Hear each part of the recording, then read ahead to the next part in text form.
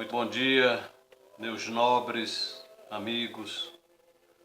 Mais uma vez nos encontramos aqui para a realização deste trabalho que muita alegria nos traz. Mas antes de tudo, queremos agradecer ao coração querido de nossa Mãe Santíssima pela oportunidade que mais uma vez ela nos concede de podermos levar aos companheiros mensagens, ensinamentos desta doutrina abençoada dos Espíritos. Que Nossa Senhora abençoe o coração de cada um de vocês. O nosso vídeo de hoje, fazendo parte dessa nossa coleção, é o de número 42, que tem como título O Homem Veio do Macaco. O nosso inesquecível mestre Allan Kardec, com todo o seu bom senso, teve o máximo cuidado para apresentar a sua opinião, que tenho certeza que ele acreditava nisso, mas teve o cuidado de apresentá-la como hipótese em A Gênese, capítulo 11, o título Hipótese sobre a origem do corpo humano, publicado pela LAC. Nessa sua hipótese, ele fala de uma certeza fundamentada na lógica e que não tem absolutamente nada de impossível. Vou externar minha opinião, sem o cuidado de Kardec de falar nisso, não como hipótese, mas com certeza. Compreendemos a posição de Kardec ao agir assim, pelo seu compromisso diante da doutrina que estava sendo codificada. Mas eu não tenho esse compromisso e posso externar o que penso, sem me preocupar se a ciência um dia dirá alguma coisa em contrário. E se até agora não disse, é porque concorda. Tudo no universo evolui. A evolução é lei da natureza, é lei divina. Enquanto o princípio espiritual evolui por um lado, a matéria, os corpos materiais, evoluíam aperfeiçoando-se por outro. Foi assim que, com o corpo do animal irracional, entre todos, o que mais apresentou condições, por evolução orgânica, para abrigar um espírito humano, foi o corpo de um mamífero primata, ou seja, um macaco. Mas como se deu isso? Não é tão difícil de explicar nem de compreender.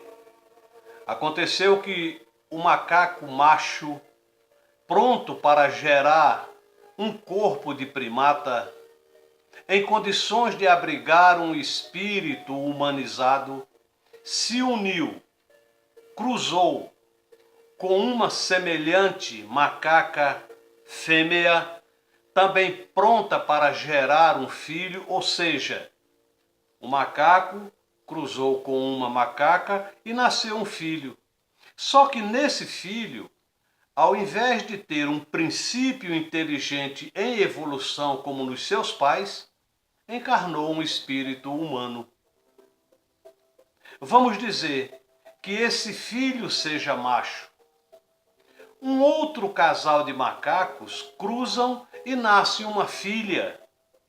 Só que nessa filha encarnou um espírito humano. Aquele produto da união do primeiro casal de macacos gerou um ser com um espírito humano macho, que com o tempo se une ao produto da união do segundo casal, que gerou um ser com espírito humano fêmea. Esses dois, ao cruzarem, terão um filho ou filha totalmente humanizados. Exemplo: Macaco, reino irracional, mais macaca, reino irracional, produto, filho macho com espírito humano. 2. Macaco, reino irracional, mais macaca, reino irracional, produto, filha fêmea com espírito humano. Filho macho mais filha fêmea igual a filho ou filha humanizados, e assim sucessivamente. A partir deste momento, o espírito vai embelezando a forma física, ou seja, o espírito evolui e a forma física também. Quero deixar bem claro que esse filho mais a filha não eram de maneira nenhuma o tal do Adão e a tal da Eva, não. Com o corpo humano aperfeiçoado, a espiritualidade superior não necessitou mais de utilizar os corpos de macacos para a encarnação de espíritos humanos, pois já existiam homens e mulheres. Isso, meus amigos, falamos em 2 ou 3 páginas o que ocorreu em milhares e milhares de séculos. Esse foi o processo utilizado para o povoamento primitivo da Terra. E lembro que, quando os capelinos chegaram aqui, as raças humanas já existiam. O planeta Terra não foi o primeiro a ser implantado esse processo. Se Deus criou sempre, mundos sempre existiram para abrigar humanidades. Foi aplicado na Terra o mesmo processo de povoamento que foi aplicado em inúmeros mundos. Queremos lembrar aqui, para tirar qualquer dúvida, que o espírito, utilizando o seu perispírito, que é a matriz do corpo físico, seguiu todo o procedimento exigido por lei para organizar o seu futuro domicílio físico. Nada surgiu, nada fugiu ao planejamento kármico. Kármico sim, porque se esse espírito teve que encarnar na Terra, mundo primitivo que era, certamente foi por uma imposição da lei maior.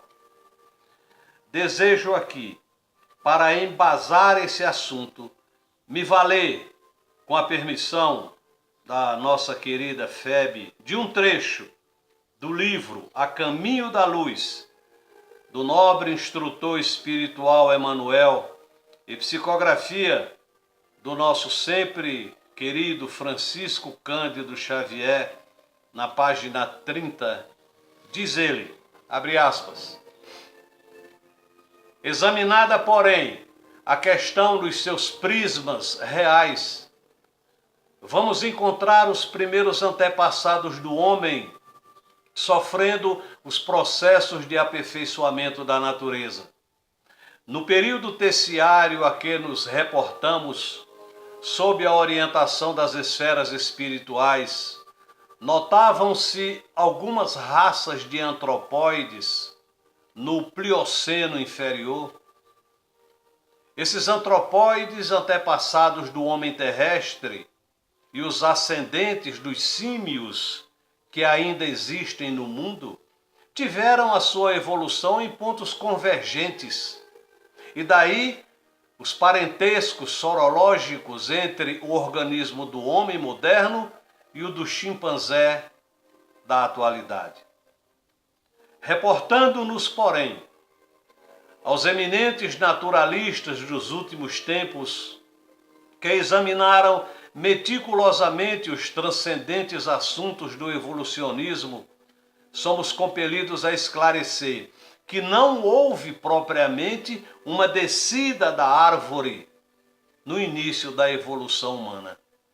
As forças espirituais que dirigem os fenômenos terrestres, sob a orientação do Cristo, estabeleceram na época de grande maleabilidade dos elementos materiais, uma linhagem definitiva para todas as espécies, dentro das quais o princípio espiritual encontraria o processo do seu acrisolamento em marcha para a racionalidade. Os peixes, os répteis, os mamíferos tiveram suas linhagens fixas de desenvolvimento e o homem não escaparia a essa regra geral. A grande transição. Os antropóides das cavernas espalharam-se então aos grupos pela superfície do globo no curso vagaroso dos séculos, sofrendo as influências do meio e formando os pródromos das raças futuras em seus tipos diversificados. A realidade, porém, é que as entidades espirituais auxiliaram o homem do sílex, imprimindo-lhe novas expressões biológicas. Extraordinárias experiências foram realizadas pelos mensageiros do invisível. As pesquisas recentes da ciência sobre o tipo Neandertal, reconhecendo nele uma espécie de homem bestializado, e outras descobertas interessantes da paleontologia quanto ao homem fóssil, são um atestado dos experimentos biológicos que precederam os prepostos de Jesus, até fixarem no primata as características aproximadas do homem futuro. Os séculos correram no velário de experiências penosas sobre a fronte dessas criaturas de braços alongados e de pelos densos, até que um dia as hostes invisíveis operaram uma definitiva transição no corpo perispiritual pré-existente dos homens primitivos, nas regiões siderais e em certos intervalos de suas reencarnações. Desculpe. Sobre os animais, o reformador da FEB publicou em janeiro de 1937 um artigo do Espírito Emmanuel, psicografia de Francisco Cândido Xavier. Diz ele: com o advento das ideias espiritistas no mundo, torna-se um estudo obrigatório e para todos os dias o grande problema que implica o drama da evolução anímica. Será a alma criada no meio da concepção da mulher? Será a alma criada no momento, digo melhor, da concepção da mulher? Segundo as teorias anti-reencarnacionistas, o espírito já é criado pela potência suprema do universo, apto a ingressar nas fileiras humanas? E os pensadores se voltam para os vultos eminentes do passado. As autoridades católicas valem-se de Tomás de Aquino, que acreditava na criação da alma no período de tempo que precede ao nascimento de um novo ser, esquecendo-se dos grandes padres da antiguidade, como Orígenes, cuja obra é um atestado eterno em favor da verdade da pré-existência.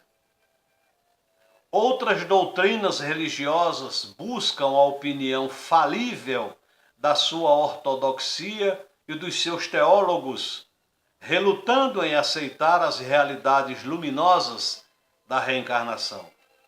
Pascal, escrevendo em tenra idade o seu tratado sobre os cones e inúmeros espíritos de Escol, laborando com a sua genialidade precoce nas grandes tarefas para que foram chamados à Terra, constituem uma prova eloquente aos olhos dos menos perspicazes e ao estudo de mentalidades tardas no raciocínio a prol da verdade reencarnacionista.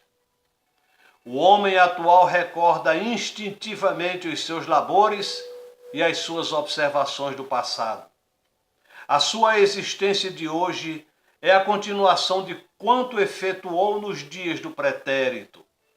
As conquistas de agora representam a soma dos seus esforços de antanho, e a civilização é a grande oficina onde cada um deixa estereotipada a sua própria obra.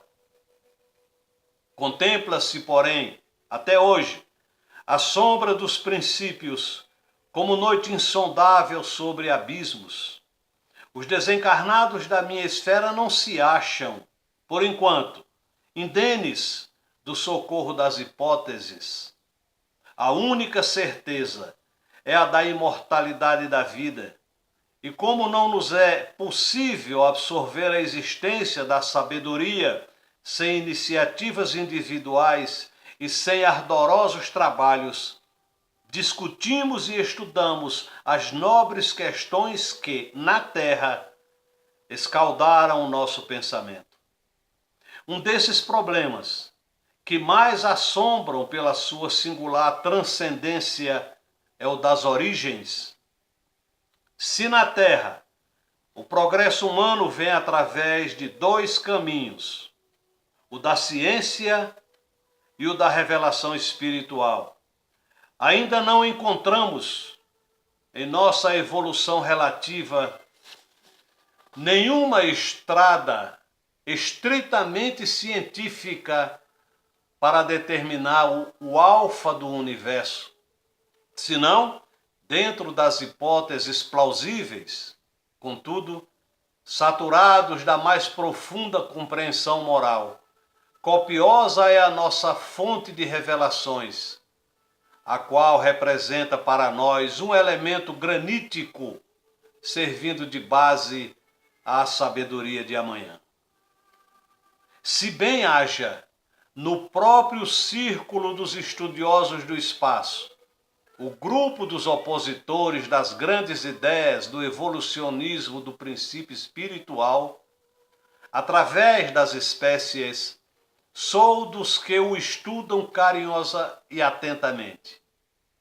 Eminentes naturalistas do mundo, como Charles Darwin, vislumbraram grandiosas verdades, levando a efeito preciosos estudos que, aliás, se prejudicaram pelo excessivo apego à ciência terrena, que se modifica e transforma como os próprios homens. Mas posso afirmar, sem laivos de dogmatismo, que, oriundos da flora microbiana, em séculos remontíssimos, não poderemos apreciar onde se encontra o cume das espécies ou da escala dos seres no pentagrama universal. E, como o objetivo desta palestra é o estudo dos animais, nossos irmãos inferiores, no seu acanhado círculo evolutivo. Eles são nossos parentes próximos, apesar da teimosia de quantos persistem em não os reconhecer como tais. Considera-se às vezes uma afronta ao gênero humano a aceitação dessa verdade.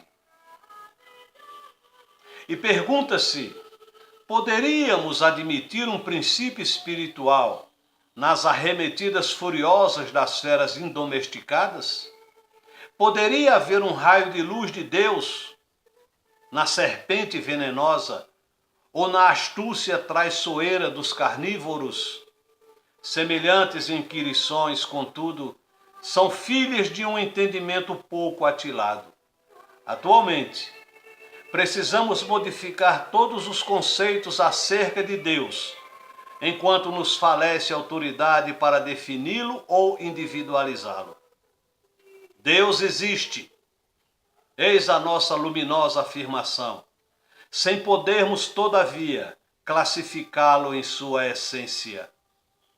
Os que nos interpelam dessa forma olvidam as histórias das calúnias, dos homicídios, das perversidades humanas. Para que o homem se conservasse nessa posição especial de perfectibilidade única, deveria representar a entidade irrepreensível dentro do orbe onde foi chamado a viver. Tal não se verifica e diariamente comentais os dramas dolorosos da humanidade, os assassínios, os nefandos infanticídios efetuados em circunstâncias nas quais, muitas vezes, as faculdades irracionais operariam com maior benignidade, clemência e conhecimento das leis que regem o mundo. Os animais têm a sua linguagem, os seus afetos, a sua inteligência rudimentar com atributos inumeráveis. São os irmãos mais próximos do homem, merecendo por isso a sua proteção e o seu amparo. Seria difícil ao médico legista determinar nas manchas de sangue qual o que pertenceu ao homem ou ao animal. Tal a identidade dos elementos que o compõem, a organização óssea de ambos é quase a mesma, variando apenas na sua conformação e observando-se diminuta diferença nas vértebras. O homem está, para os irracionais, simplesmente como um superior hierárquico. Nos animais, desenvolvem-se igualmente as faculdades intelectuais. O sentimento de curiosidade é, na maioria deles, altamente avançado e muitas espécies nos demonstram as suas elevadas qualidades, exemplificando o amor conjugal, o sentimento de paternidade, o amparo ao próximo, as faculdades de imitação, o gosto da beleza. Basta que se possua um sentimento acurado de observação e de análise. Eminentes espíritos trouxeram à luz o fruto de suas interessantes pesquisas, que para vós todos são de inigualável valor. Entre muitos citaremos Darwin, Gratiolet e inúmeros outros grandiosos dedicados a estes notáveis problemas. Os animais, mesmo os mais ferozes, têm para com a sua prole ilimitada ternura. Aves existem que se deixam matar, quando não se lhes permite a defesa de suas famílias. Os cães, os cavalos, os macacos, os elefantes deixam entrever apreciáveis qualidades de inteligência. É conhecido o caso dos cavalos de um regimento que mastigaram o feno para um dos seus companheiros inutilizados e enfermo. Conta-se que uma fêmea de cinocéfalo, muito conhecida pela sua mansidão, gostava de recolher macaquinhos, gatos e cães, dos quais cuidava com admirável carinho. Certo dia, um gato revoltado contra a sua benfeitora, arranhando-lhe o rosto. Mãe adotiva, revelando a mais refletida inteligência, examinou-lhe as patas e lhe cortou com os dentes as unhas pontiagudas. Constitui um fato observável a sensibilidade dos cães e dos cavalos ao elogio e às reprimendas. Longe iríamos com as citações. O que podemos assegurar é que sobre os mundos, laboratórios da vida no universo, todas as forças naturais contribuem para o nascimento do ser. De milênios remotos viemos nós, em pesados avatares. Da noite ainda para nós insondável, dos grandes princípios emergimos para o concerto da vida. A origem constitui para nós um mistério cuja solução nos é, por enquanto, inacessível. Mas sabemos que todos os seres inferiores e superiores participam do patrimônio da luz universal. Em que esfera estivemos um dia esperando o desabrochamento de nossa racionalidade? Desconheceis ainda os processos, os modismos dessas transições, dessas passagens pelas espécies, evoluindo sempre, buscando a perfeição suprema e absoluta. Mas um laço de amor nos une a todos diante da entidade suprema do universo. É certo que o espírito jamais retrograda, constituindo uma infantilidade às teorias da metempsicose dos egípcios na antiguidade. Porém, se é impossível o regresso da alma humana ao círculo da irracionalidade, recebei como obrigação sagrada, como alto dever, amparar os animais, não obstante a sua posição inferior no planeta. Estendei até eles a vossa concepção de solidariedade, e o vosso coração compreenderá mais profundamente os grandes segredos da evolução, entendendo os maravilhosos e doces mistérios da vida. Foi recebida por Francisco Cândido Xavier em 2 de outubro de 1936. Ficamos por aqui, na certeza de que alguma luz foi feita na mente dos nobres companheiros. E pedimos a todos, aqueles que nos acompanham, façam a divulgação desses vídeos nas suas redes sociais. Deem o seu like. E informem a esses amigos que poderão entrar em contato com esses vídeos através de YouTube Kena Marques. E esses vídeos aparecerão. Já são 42. E se Deus quiser, iremos muito mais além. Muito obrigado, nobres amigos, a todos. Que a luz de Nossa Senhora brilhe no vosso coração querido. E não se esqueçam, nós somos luz, somos filhos da luz. E para essa mesma luz, haveremos de retornar um dia. Sejam felizes e muito obrigado. Graças a Deus.